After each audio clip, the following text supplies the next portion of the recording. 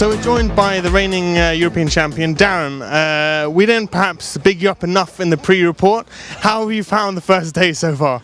Yeah, it's been really fun. I never made it, obviously, to the warm-up for different reasons, for one reason or another.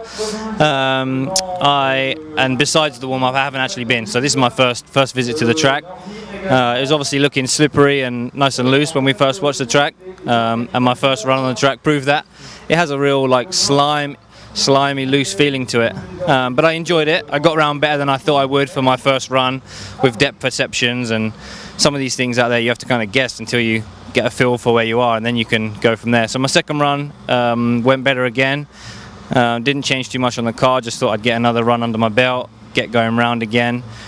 And then for the third one, I thought I'd just change tyres just to the second option, aka tyre called handlebar, to my preferred option of the wishbone, which I tried this morning. So I tried the handlebar in the third round, which for my car I think was not the right tyre. But for people like David Ronefog and Martin Beyer is possibly using it as well, they like it. But for my car, I felt the wishbone was better. So I've got a new set of wishbones glued up ready for the morning, and hopefully it will be all go. Are you doing any preparation to the tyres? We've seen a lot of other people, you know, they're dremeling them down to slicks or cutting a lot of the tread off. Are you doing anything like that? Nothing at all. The only preparation I do to the tyre is clean the rim before gluing, but I'm not doing any dremeling, no special content, nothing like that.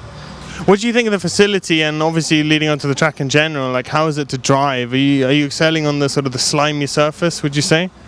I think it's fun. It's rewarding when you get it right. You really feel that you've got it right. A bit like Neo Buggy sometimes, because obviously it's never been super high traction there, and with the jumps in consideration as well, when you get it right, it does feel cool. I mean, I'm up for any racing track. A racing track's a racetrack. We're all going around the same one. Someone's not going around a different version with AstroTurf on it and 20 seconds ahead of me. So no, it's the same for everyone. It feels good when you get it right, and it is generally fun to drive with some of the fast bends. There's a good bunch of jumps in there. Some nice downslopes. Actually, there's not one flat landing out there, which is pretty cool to find on a European track, because usually we have the odd bunch of single jumps chucked in there where you're just all leaping across them. But here it's actually every jump has some sense of reward when you get every single one right. Then you obviously a couple of the raised sections on the back right. You've got the left and right, and then into the bank, and then into the triple. So it's got some nice elevation. Actually, that bit there reminds me kind of Montpellier. You know, when you go around the back on the wood, and then it kind of goes whoop, and then it goes down again. And so I like it when the cars are all moving like that. So yeah, I think obviously I've never driven on this kind of surface before, but from the first day I think it's fun. Okay.